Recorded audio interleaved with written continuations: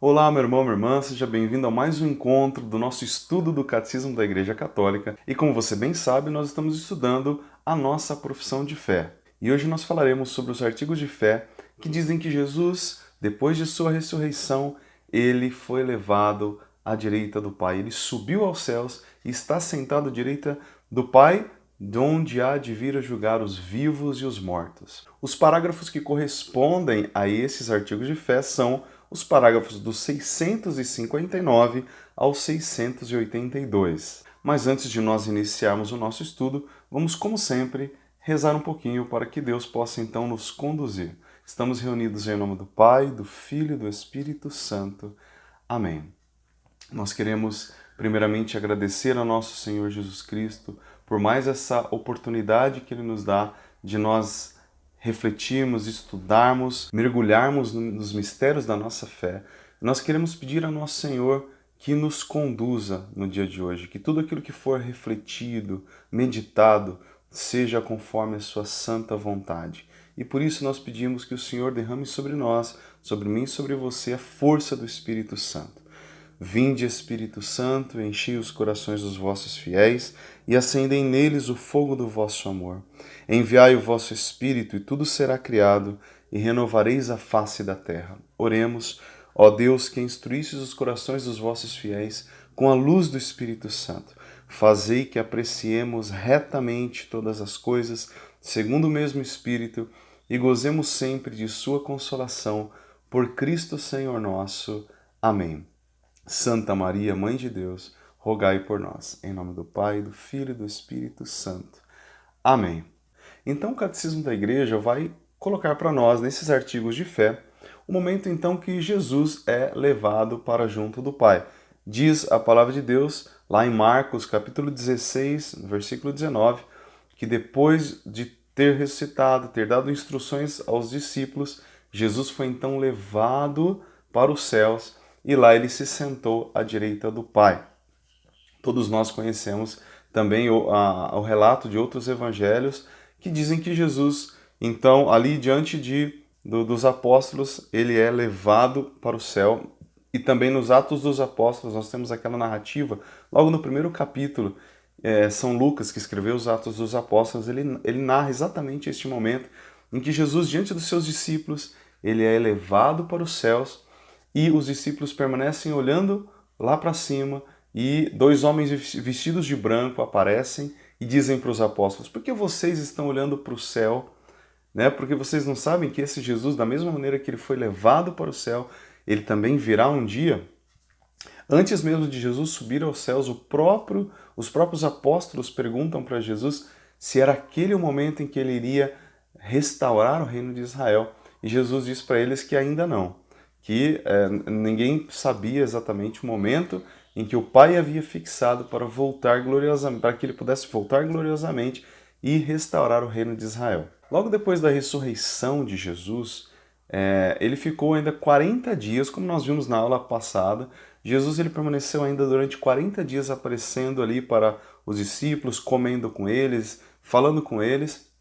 Mas decorridos esses 40 dias, então nosso Senhor foi gloriosamente levado para o céu. É interessante porque diz o catecismo, né, que Jesus ele estava ainda, quando no meio dos apóstolos, ele estava ainda com a sua, digamos, divindade velada, com a sua glória ainda velada. Havia um estado em que Jesus permaneceria logo depois de sua ressurreição e um novo estado que seria quando ele fosse elevado para junto do Pai. Lembra quando Jesus aparece para as mulheres, logo depois de ressuscitado, e ele diz para que elas ainda não o segurem, porque ele ainda não tinha subido para o Pai?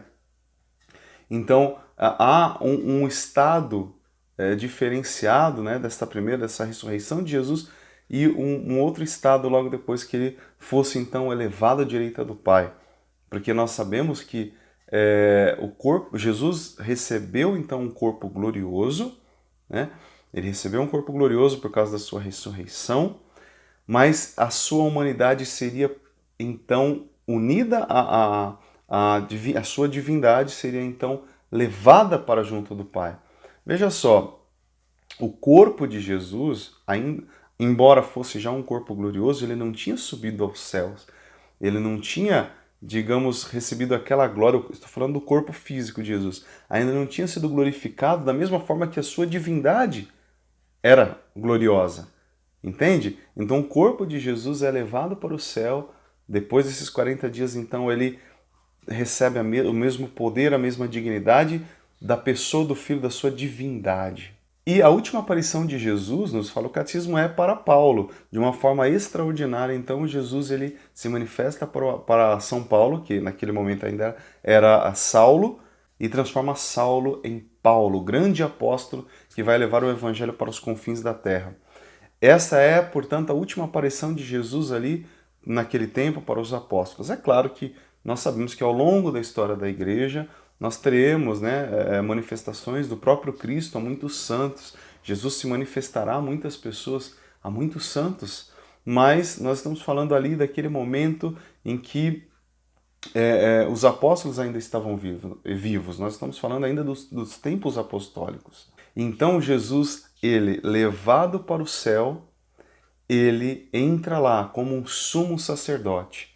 A palavra de Deus nos diz que Jesus ele entrou no santuário celestial com o poder do seu sangue, do poder de sua cruz. E portanto agora ele, adentrando neste santuário celestial, ele pode interceder por nós como um sumo sacerdote. Então agora Jesus intercede dia e noite por nós junto ao Pai. E ele subiu para o céu não para se afastar da nossa humanidade, muito pelo contrário, mas Jesus subiu gloriosamente com o seu corpo para o céu para nos dizer que nós também um dia receberemos a imortalidade. Ele sobe ao céu com o seu corpo como um sinal de esperança para todos nós.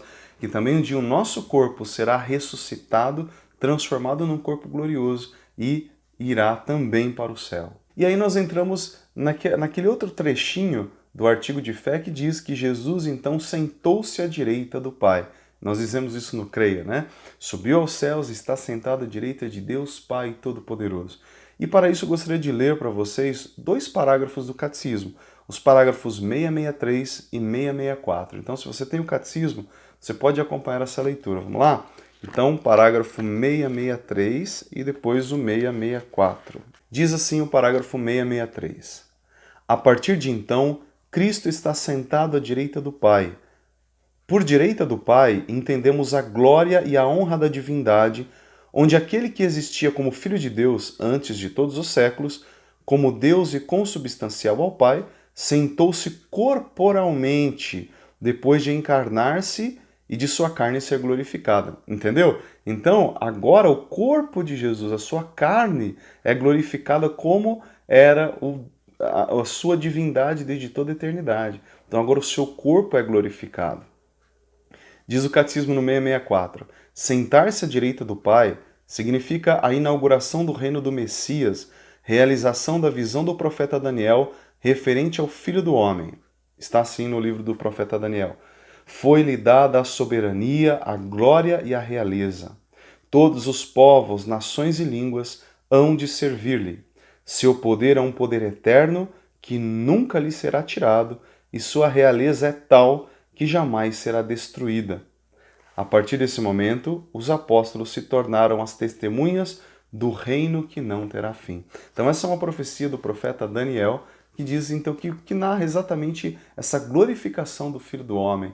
Ele que então recebe todo o poder, toda a glória do Pai, e agora tudo está submetido a ele, e não há na terra, embaixo da terra, em lugar nenhum, um nome que esteja acima do nome de Jesus. E agora, continuando, nós entramos numa segunda parte do artigo de fé que diz que Jesus virá para julgar os vivos e os mortos. É assim que nós dizemos, né? De onde há de vir a julgar os vivos e os mortos. Ou seja, ele virá do céu, se ele sentou-se à direita do Pai, agora ele virá de lá para julgar os vivos e os mortos. E o que isso significa?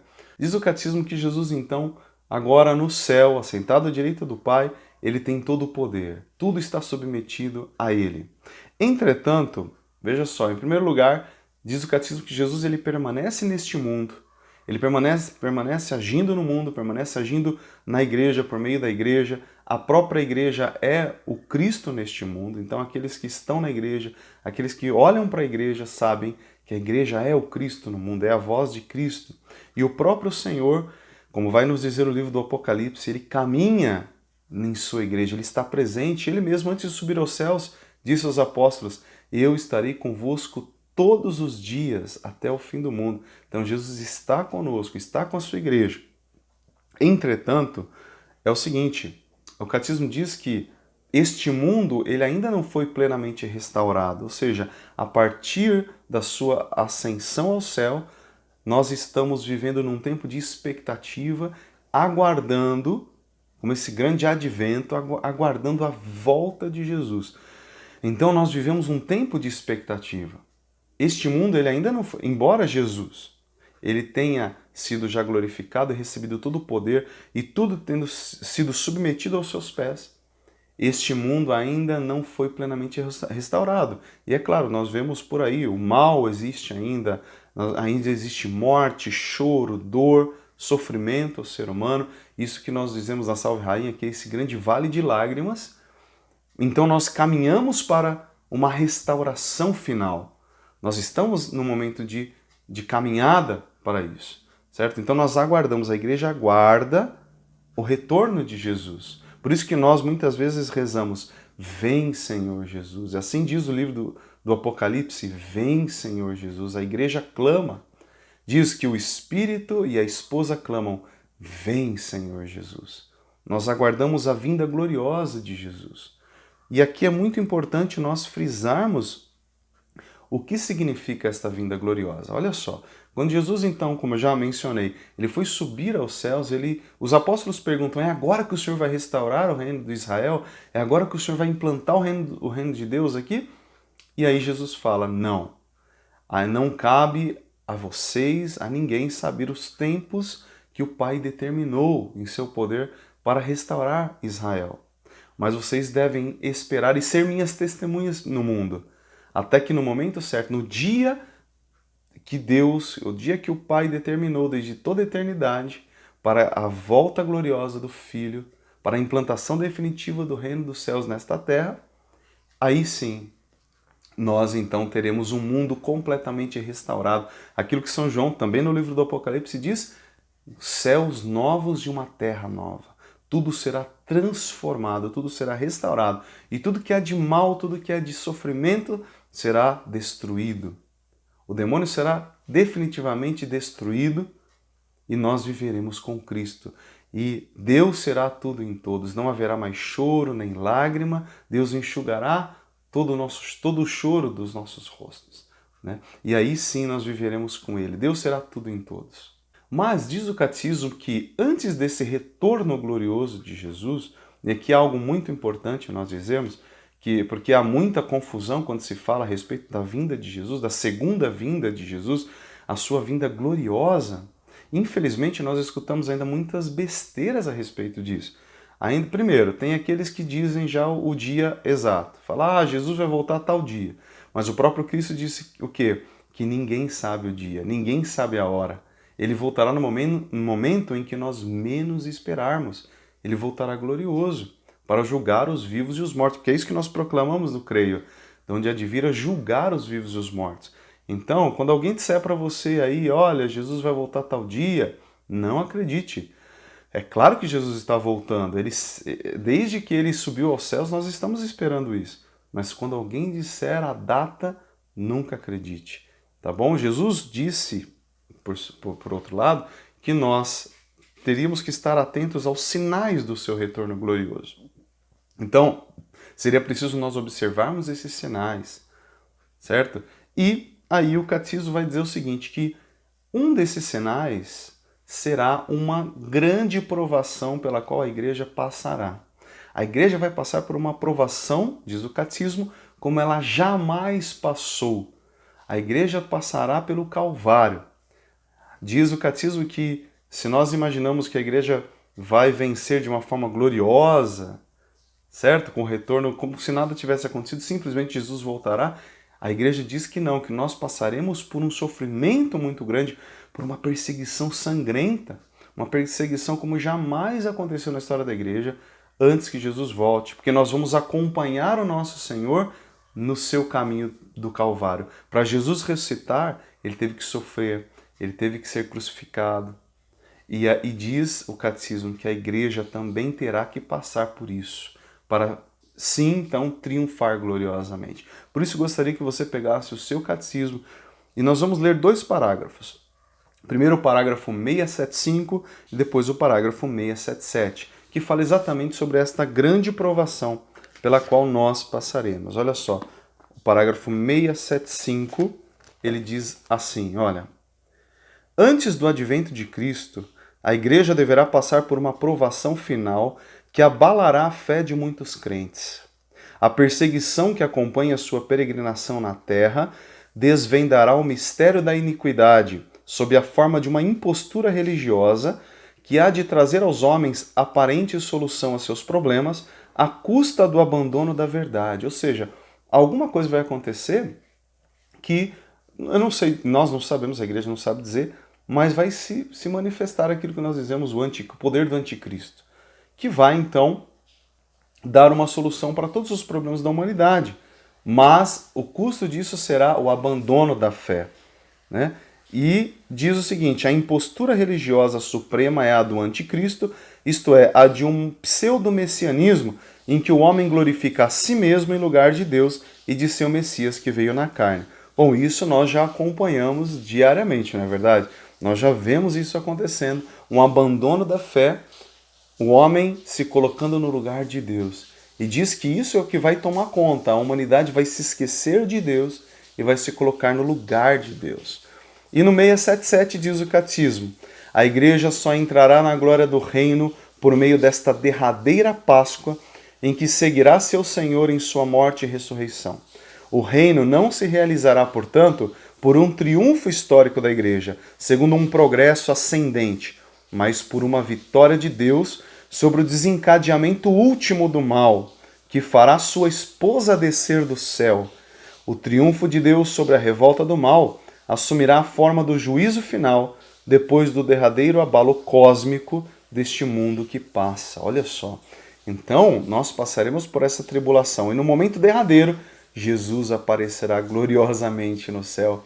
E aí a igreja, a Jerusalém celeste, virá para este mundo. E toda esta terra será restaurada. E aí acontecerá aquilo que São Paulo vai narrar lá em suas cartas, que aqueles que estiverem vivos na vinda gloriosa de Jesus, aqueles serão transformados e receberão um corpo glorioso.